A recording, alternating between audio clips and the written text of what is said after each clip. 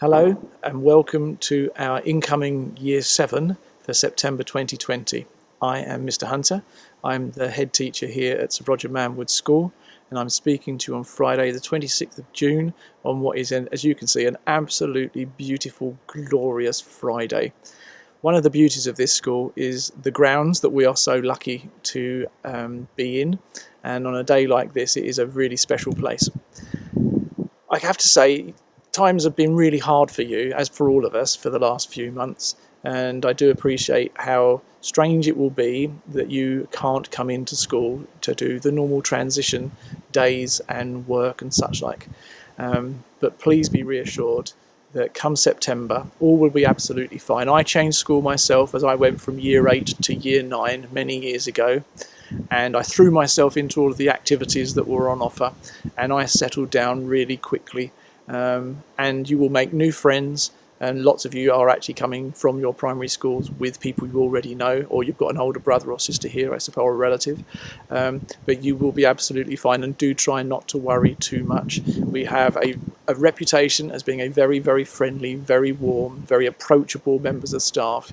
So that if you do at any point have any issues, you can rest assured that we will listen to you and we will make sure we put them right. Okay, without any further ado, I will hand over to the next speaker. We look forward to seeing you in September. Hello, my name's Mark Merrill. I'm the head of Year 7. I've not got a huge amount to say to you, but I'll split it in two. I'll address a couple of words to parents, and then, much more importantly, a few more words to the new Year 7 pupils. So, for parents, the first one, a very mundane thing, please label stuff. Anything you send into school, clothes, shoes, etc., stick a name label into it. Secondaries are different to primaries. Children move about more, stuff goes missing, so labels. The other point I would make to you is, I think, probably even more important. Don't feel bad about contacting us. If you've got any concerns, if your child just seems out of sorts, an email to the school, a telephone call to the school is never ever going to be a bad idea. We may not be able to sort the problem out, but if we all know about something, we've got a far better chance of trying to deal with it and help. All right, new Year 7s, welcome to Manwood School. I've got just a few things to say to you. Firstly, as every secondary teacher is saying at the moment, please don't worry. You are going to be looked after when you arrive. You're not going to be left on your own. You're not going to be expected to fend for yourself. We're going to do our utmost to ensure that you're able to make a successful start here. So don't worry. Next bits. We kind of expect you to make mistakes. It's normal. You come to a new school. Everything is different. Everything is strange. You're not going to get into trouble through making the odd mistake, forgetting things. Please, please remember to ask your teachers. Certainly if you've forgotten something or if you think you made an error, let them know. They and the rest of us will do our utmost to help you. And that's really it from me. I hope you all have a wonderful summer, and we look forward to seeing you in September. Hello and welcome to Sir Roger Manwood School. I'd like to introduce myself. My name is David Thomas. I am the assistant head in charge of student welfare, safeguarding and special and additional needs. I know this is going to be a new school for you. I've actually been here for 32 years, and I actually believe that I taught some of your parents as well. So this is going to be a familiar exercise for some, but obviously a very, very new exercise and experience for most of you. Our main aim here is to make your time at Sir Roger Manwood School, both the transition and all the years that you're going to be spending here, as happy and as safe as possible, and to create a secure and caring environment for everyone. I can understand that starting a new school can be a challenging experience under any circumstances, but obviously this year is more different than most, and we want to make the transition as smooth as possible. We also want to take as much anxiety out of it as possible, and so we will be keeping in touch with parents and your new students all the way through the summer as we find out what's going to happen in September. However, I can guarantee you that when you come, you will be in the hands of a very experienced and very caring Year 17. Mr. Merrill, the head of year, is very, very experienced and knowledgeable about transition and in caring for Year 7 students. The tutors are also very, very experienced in knowing how to help new students settle in their new school, both at the start of the term and going forward into the whole year. In addition to that, as I'm sure Mr. Merrill will have told you, we have a system of buddies whereby older students work with younger students to help them with the transition and help them in Year 7. We're very keen to look after all aspects of the welfare of our students, and one particular aspect is to look after their mental health. The school is part of the Kent County Council Head Start scheme, which means that in addition to the support of external workers, many of our students and some of our staff are all trained in techniques of mental first aid. In addition to that, we have a school counsellor, and students are able to make appointments with the school counsellor. If anyone has any particular questions or concerns about special or additional educational needs, please contact me at any time between now and September and of course afterwards. And my email address can be found in the introductory letter of the welcome pack, which is available on the school website. We look forward to everyone coming in September, and we hope that this year's transition, although different, will be as smooth as possible. Thank you very much, and we hope you all have a good summer. Hello, I'm Mrs. Marconi. I'm Head of Maths at Sir Roger Manwood School, and we're really looking forward to welcoming the new cohort of Year 7 in September with all of the enthusiasm that they bring. I'm often asked by parents, how can I support my child in maths? So I have 3 points for you. The first one is to help with organisation and equipment. The biggest transition from Year 6 to Year 7 is that the pupils have to remember to bring their own correct books and equipment to each lesson each day. There's an equipment list in your welcome pack for maths. I would suggest that you invest in a scientific calculator because that will last through to GCSE. However, there's no need to spend a lot of money on a math set. A simple compass, protractor, ruler, that's absolutely fine. My second point would be to be positive. This is a fresh start and everybody is in a level playing field.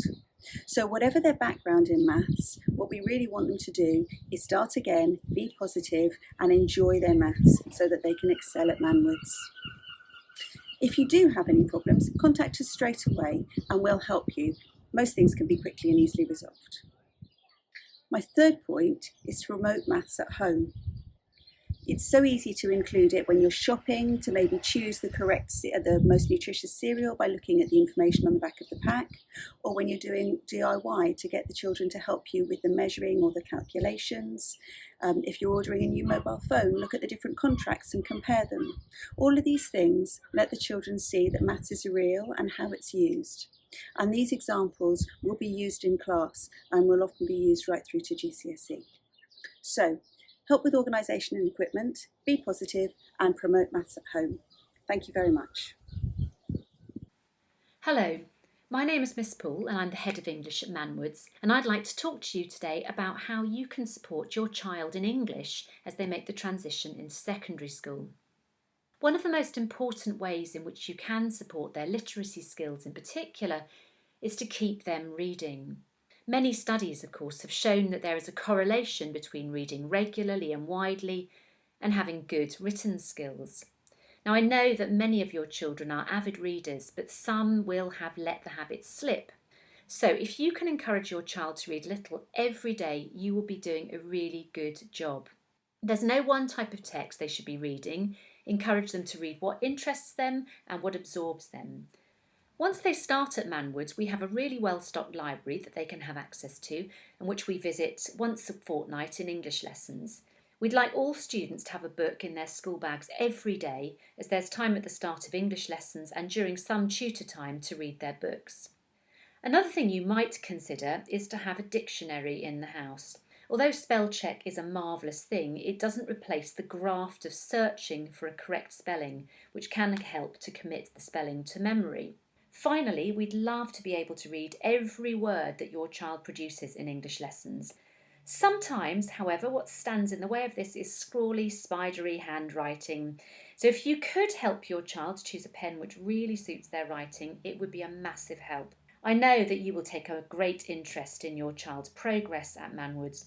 And I would love us to regard this as a partnership. So please feel free to keep in touch with me or your child's English teacher if you have any queries or ideas about how we can help to support them. Have a good summer and happy reading. Hello, my name's Chris Pearce. I'm the Director of Sport here at Sir Roger Manwood School, and we're very much looking forward to welcoming your son or daughter in September. The reason I am here talking to you today is to cover a few things in preparation for your child's arrival. The first thing I'd like to talk about is PE kit. In PE, you will be having PE lessons. They will do those in their small groups. And in those lessons, they tend to wear their house PE top. These might be for indoor lessons such as badminton and basketball and so on. The PE top is in the house colour. The house colour is known by the two companies who provide us with the PE kit, and you should be aware of which house your child is in, so you'll be able to purchase the correct item. The other item is the games kit top, and that was used for many of our outdoor sports and for Year 7 games, which all Year 7 students will take part in on a Friday afternoon. Many of our students go on to represent the school, and it is often the games top that is worn for those activities as well. Other items include the shorts or the skort for the boys, shorts for the boys, and skorts for the girls, and then obviously socks. You have all of this on the kit list, and if you do have any questions, then you're more than welcome to email me at school. There are additional items that the companies sell, and you may want to consider those in the future if your son or daughter goes on to represent the school, but it is the essential kit list that we are most concerned with. Please ensure that you get the items initialed. That's something that both companies can do very, very easily, and it will make a massive difference when it comes to identifying your child's games top out of the 80, 90 students who are all gathered in the changing rooms and things go missing. To that end, I know you will have been told this already, but please label all school uniform as well. You can imagine that the PE changing rooms can become a very messy place with many disorganised Year 7s who are panicking that they've lost their items. So the more that things are labelled, the easier it is to identify and return the items to your son or daughter. In addition, I would also like to mention items of kit that are on the kit list, but perhaps need a little bit more explanation. We do require all students to have a pair of boots. Everybody will be outside for some activities, and this is particularly for the boys who will need to have football boots available for both rugby and football. It has become increasingly popular for girls to take part in football as well, so any girls who wish to take part in football will also need a pair of football boots. Rugby is a sport that is sometimes popular with girls and sometimes isn't, and it might be possible to do that as an extracurricular activity, in which case your daughter would also need a pair of boots. However, for girls, if you are not intending on doing rugby or football, then a pair of boots would not be necessary because the main activities for girls are hockey and netball. So boys, absolutely compulsory to own a pair of boots, and that will be necessary from the start of the academic year. For girls, only if you're interested in football or rugby. Shin pads are compulsory for all students. For boys, it will be necessary for both football and hockey, and that is both compulsory and optional, those activities. For girls, hockey is compulsory and they will need a pair of shin pads. As I've already said, if girls are interested in football, then they will obviously wear them for those, but they will need them for hockey. The last item I'd like to talk about is mouth guards. We highly recommend mouth guards, but we do not make them compulsory. Some students do struggle with them a little bit, but many do not. And of course, they can make a massive difference in terms of mouth injuries and saving huge amounts of money on dental fees. There are many ways to go about getting a mouth guard, everything from a fully fitted dentist-based mouth guard for a company like Opro or something like that, but those mouth guards can be as much as £40 to £50 a time, and particularly with a youngster's mouth changing very regularly, that could be a huge expense that may not last too long.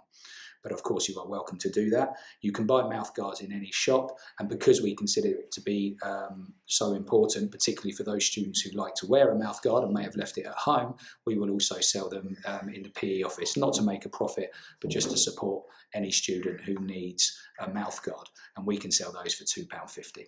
So if they don't have a mouth guard but during the course of the year do want one, they can always come to the PE office to get one. As I say, we highly recommend them, but don't suggest they are compulsory. However, any student going on to represent the school at a slightly higher level, where standards will be much higher, the ball may travel much faster in a sport like hockey, or the tackles are perhaps a bit more competitive in a sport like rugby, then we would expect students to consider wearing a mouthguard. The last thing I want to talk to you about really is related to our extracurricular programme. You may be aware that we have an extensive extracurricular programme here at the school, and in terms of fixtures alone, we tend to do somewhere between 100 and 120 fixtures in a term in a wide variety of sports. We do offer lunchtime clubs and after school clubs, as well as those fixtures, and we want to be as inclusive as possible. We have very much a participation plan so that anybody can take part in any activity they wish, but we also want our students to excel, and those who particularly enjoy an activity or are good at activity get an opportunity to represent the school, sometimes at a very high level, at county level and beyond. With regards to our extracurricular programme, we need to fund the programme. So, for example, paying for affiliations and competition fees, paying to hire pitches and the use of the school minibuses, paying for officials and so on, is all at an additional cost. So we ask parents to pay to join our major sports clubs of the year. In the autumn term, the boys will be asked to pay if they want to be in the rugby squad, and girls for hockey. In the spring term, the boys are moved to hockey and the girls move to netball. And in the summer, both boys and girls would be doing cricket. The idea here is at the start of a term, you would pay the £25, and that would allow your child to go along to the club, which will run every week for the duration of the term. And then they can be selected to represent the school as a result of joining that club. For all other clubs that run at lunchtime and after school, we don't charge any fees. However, for some sports, football would be a good example, we may then charge a one-off match fee for any matches, particularly if we're having to travel away. And sometimes in the Kent Cup, we have to perhaps travel for an hour to an hour and a half to go to a fixture. There is details in your pack about the clubs, and I will always be in touch at the start of an academic year to explain how the situation works. What I do also need to say at this point is obviously we are all enjoying an unusual time in our lives, and certainly in terms of sport, I'm sure you are aware that it is a fluid process and constantly changing. I cannot be certain at this time that we'll be able to follow our normal programme of activity in September, but at this point I will be assuming that is the case until we have more information. It may be that we get to September and we're not allowed to do a sport like rugby or football, so we may find ourselves doing summer programme activities such as athletics and cricket, for example. However, if we are able to carry on as normal with what we would normally do in September, then we will be looking to do that. I will be able to provide more information on this at the time in September. If you do have any email queries for now, please feel free to email me and I will endeavour to answer those immediately. Otherwise, we very much look forward to welcoming your child to Sir Roger Manwood's in September, and hopefully to see them on the sports field. Many thanks. Hello, my name's David Smith. I'm Director of Music at Sir Roger Manwood's School. In your welcome pack, you should have hopefully received this sheet here called New Student Information. On this sheet, it lists all the ensembles, all the performing groups that we run in school. It also tells you whether they need to audition for them, what level they need to be to join them. More importantly, it has my email address, and what I'd love you to do, as I've asked you on this sheet, is to let me know of any musical information about your children before they arrive in September. This gives me a chance to work out who's coming, what we need to make sure we have ready, but more importantly, it gives me a chance to invite them to ensembles rather than just turn up having that courage to walk into something with other kids. So please let me know what they do, the levels they are, and again, it's clearly stated on the sheet what I need from you. Our Year 7 concert that happens every November may be postponed this year due to large gathering restrictions. Hopefully we'll be doing it at some point during the year. It's something that the kids really enjoy. And the last thing I want to mention is instrumental tuition. That's not going to start in September. We're hopefully going to reinstate it as soon as we can safely. If your children are having remote lessons with their teachers at the moment, please encourage those to carry on. And as soon as things change and we know what's happening, we'll be sending out the application letters for you to apply for lessons in school. So I hope that gives you all the answers that you need. More importantly, anything you need to know, just email me and I'll get back to you. And I look forward to meeting your children in September. Thank you.